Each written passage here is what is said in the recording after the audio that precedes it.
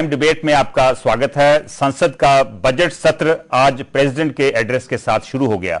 अपने अभिभाषण में राष्ट्रपति प्रतिभा पाटिल ने कहा कि भ्रष्टाचार, काला धन और महंगाई जैसे मुद्दों से लड़ना सरकार की प्राथमिकता है। वहीं राष्ट्रपति ने मिस्र में लोकतंत्र बहाली का भी स्वागत किया। आज के प्राइम डिबेट में हम राष्ट्रपति के अभिभाषण का निचोड़ जानने की कोशिश करेंगे।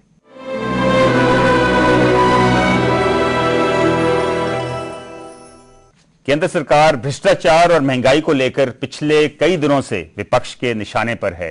संसद के दोनों सदनों को राष्ट्रपति का अभिभाषण इन्हीं मुद्दों पर केंद्र सरकार की सफाई देता नजर आया। संसद के बजट सत्र की शुरुआत करते हुए राष्ट्रपति प्रतिभा पाटिल ने साल 2011-2012 के दौरान सरकार की प्राथमिकताओं का उल्लेख किया। दोनों सदनों के संयुक्त अधिवेशन को संबोधित करते हुए राष्ट्रपति ने कहा कि उनकी सरकार महंगाई, भ्रष्टाचार, विदेशों में जमा काले धन को वापस लाने जैसे मुद्दों से निपटने के लिए पर्याप्त कदम उठाएगी।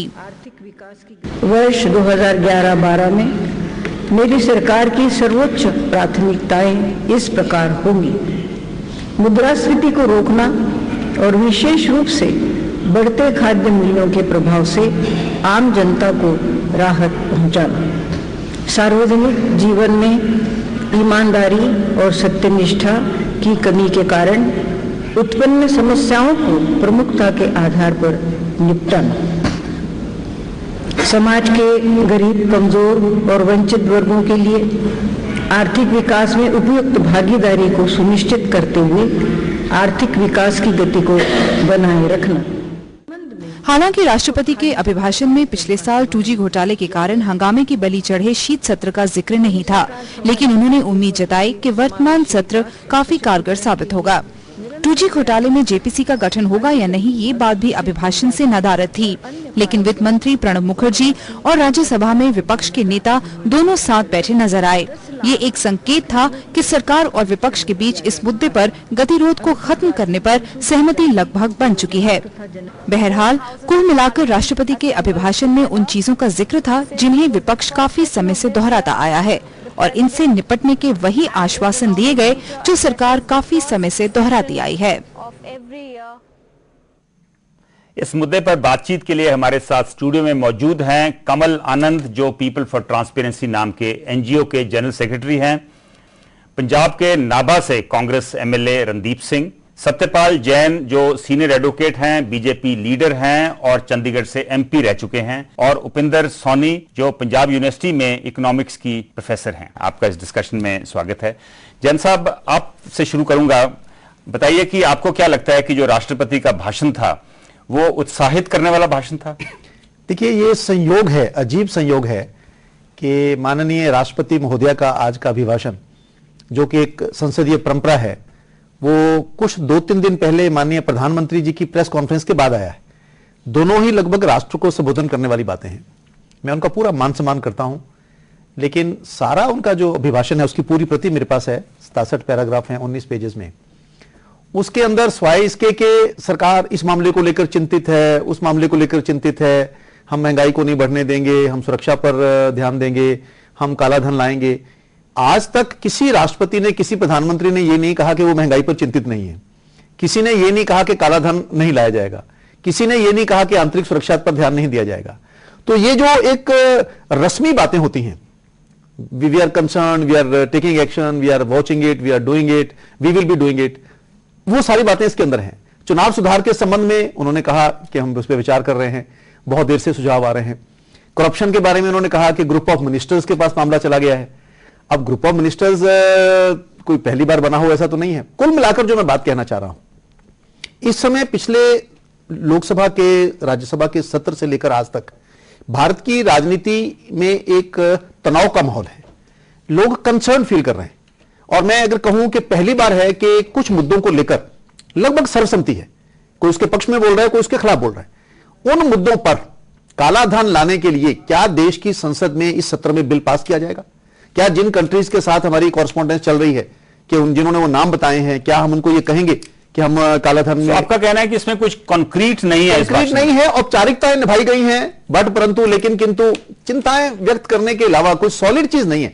जबकि राष्ट्रपति या राज्यपाल का अभिभाषण अपनी विधानसभा में, ये इसकी परंपरा इसलिए डाली गई थी कि उस सरकार की क्या नीतियां हैं उसके संबंध में राष्ट्रपति या राज्यपाल कहें। और मैं एक बात कहना चाहता हूं जो आज तक शायद आई नहीं है राजनीति में, अब मेरे को व्यक्तिगत तौर पर लगने लगा है, मैं पार्टी के नाते नहीं कह रहा हूं, कि अब आगे से राष्ट्रपति का अभिभाषण संसद में और राज्यपाल का अभिभाषण विधानसभाओं में, चाहे सरकार ए की हो चाहे बी की हो, मुझे लगता है जैसे बाकी मामलों में हम विपक्ष के नेता को भी कंसल्ट करते हैं, क्योंकि ये राष्ट्रपति का अभिभाषण है, एक पार्टी का नहीं होता है। मुझे लग रहा है कि वो परंपरा आगे स्टार्ट होनी चाहिए, ताकि कुछ मुद्दे जिन पर आने वाले दिनों में संसद में चर्चा होनी है उनका भी जिक्र कहीं ना कहीं इसके अंदर आए, और राष्ट्रपति एक पार्टी के प्रतिनिधि ना बनकर समूची संसद की प्रतिनिधि बने, देश की प्रतिनिधि बने भाषण के माध्यम से। मुझे लगता है उस पर विचार करने की अब आवश्यकता है। वैसे तो जैन साहब, एक विपक्ष के नेता होने के नाते आप आपको इसको क्रिटिकली देखेंगे, लेकिन आपको इसमें कुछ पॉजिटिव भी नजर आता है? हाँ, मुझे पॉजिटिव नजर ये आ रहा है कि जो पिछले 5-6 महीने से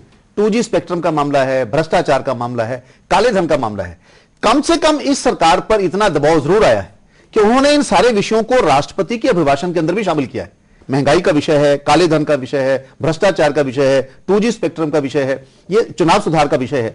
कम से कम इन पर राष्ट्रपति अभिभाषण में मोहर लग गई है कि देश की राजनीति में आज ये प्रमुख और मुख्य बिंदु हैं। तो हम आस कर सकते हैं कि अगले सेशन में ये सारी चीजें डिस्कस जरूर होंगी। हाँ, जैसे अब नजर आ रहा है कि इस समय जो बात इशारों में आ रही है कि शायद कल जॉइंट पार्लियामेंट्री कमेटी की अनाउंसमेंट प्रधानमंत्री जी करेंगे, पर मुझे व्यक्तिगत रूप से लगता है कि अगर उसकी घोषणा आज राष्ट्रपति के अभिभाषण में करवाई होती तो शायद और अधिक अच्छा रहता। पर चलिए, ये सरकार का निर्णय है, कल अगर वो उसकी अनाउंसमेंट करते हैं जैसा आ रहा है और उसके बाद संसद मिलकर चलती है तो ये बहुत अच्छी डेवलपमेंट है, बहस होगी, चर्चा होगी और सारे मुद्दे सामने आएंगे। रणदीप, आप कैसे देखते हैं राष्ट्रपति के भाषण को? आपको लगता है कि जेपीसी की अनाउंसमेंट शायद आज राष्ट्रपति कर देते तो बेटर था?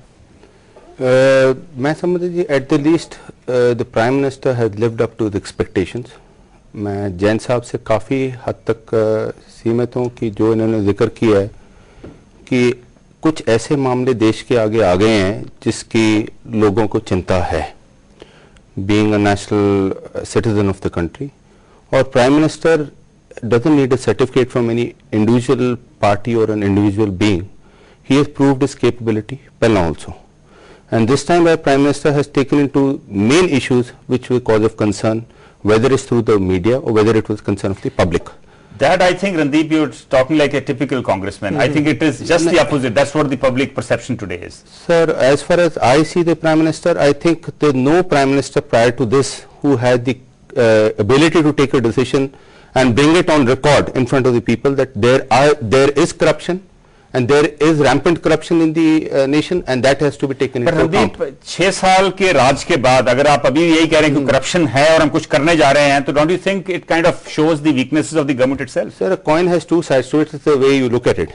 But the question here is that categorically I'd say, you know, when as a human you're given a life by God, and life is the simplest form of thing that's given to as a gift to mankind or human being. But it's the way we live it, we complicate it the most. So now it's the way you want to criticize it. I think the Prime Minister has come up to the standard of showing to the public. Surely we can't compare life with corruption. No, I'm just giving an example that as far as the Prime Minister is concerned, he lived up to his expectation and is trying to deliver what he's given the responsibility for. Getting the black money, there have been a lot of governments prior to this. Nobody has even mentioned that. So you think he has lived up to the expectation? कमल, आपको क्या लगता है कि राष्ट्रपति के भाषण में क्या विशेषता लग रही है आपको? विशेषताएं तो हैं। कल भी हम कहीं एक पब्लिक डिबेट था इलेक्शन रिफॉर्म पे, तो बात यही चलती थी, मतलब इट्स भाषण, जैसे हमने कहा भाषण में क्या हुआ, मतलब भाषण नॉर्मली आते हैं, एक्चुअली आम आदमी का जो कंसर्न है वो डिलीवरेबल, इसमें निकलेगा क्या।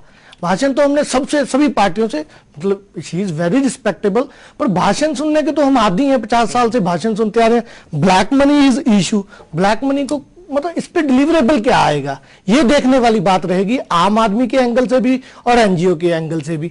और ये करप्शन का जो है ये तो एवरीबॉडी नोज, ये कर देते हैं। राइट टू इंफॉर्मेशन जैसे बनाया, अभी पब्लिक सर्विस पंजाब में आ रहा है, तो वो कुछ चीजों को बना देते हैं, अल्टीमेटली डिलीवरेबल फिर नहीं उसमें से निकलते। At this point of time आपको लगता है कि ये मेयर अनाउंसमेंट सी लग रही है और डिलीवरेबल शायद इसमें पता नहीं है कि नहीं है? बिल्कुल हमारे लिए तो कल यही डिस्कस हो रहा था कि अगर कोई हम किसी पे झूठा मुकदमा दायर कर देते हैं तो कोर्ट हमें 182 में कहती है कि आप अपनी वो जो आपने दी है, बात कही है, उससे मुकर रहे हो तो आपको अंदर कर देंगे।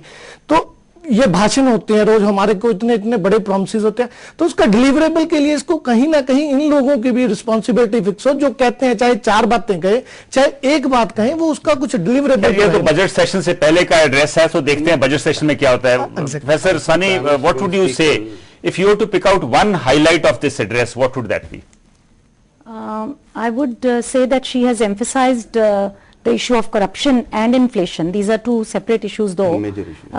But again the question is that of governance. She has not touched on anything what we are going to do about it. She has brought it to our knowledge or put it in a perspective, but what is going to be done has not been highlighted. That's number one. The other thing is that our country is grappling with the public policy versus populism kind of a scenario.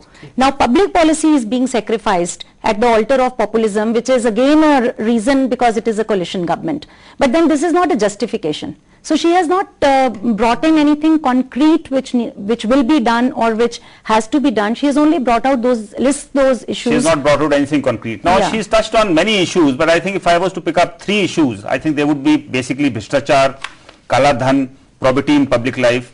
Second would be inflation, rising prices, economic growth, and third would be अंदरूनी और जो बाहर के खतरे हैं अपने देश को।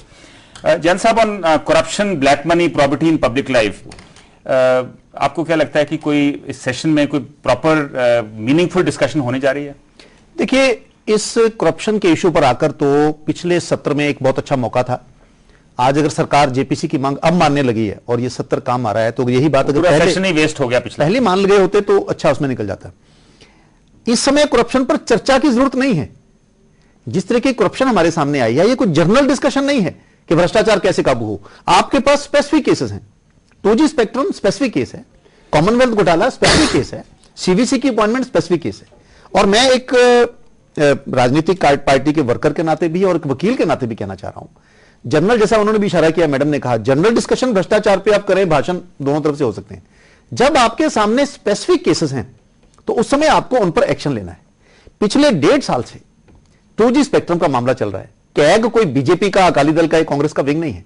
उसकी रिपोर्ट आई, सरकार ने पहले वो report mister Jain has pointed out a very interesting thing कि corruption was there, has been there, but I think certain issues were flagged in the last couple of months. Well, and if you are going to agree to JPC now, why didn't you do it in the last session? You wasted this one full session and now you are agreeing to it. Well, I'm glad Mr. Jain had pointed that out, that corruption is the need of the hour issue to be addressed. Well, as I earlier had said, that there are 2 sides to a coin.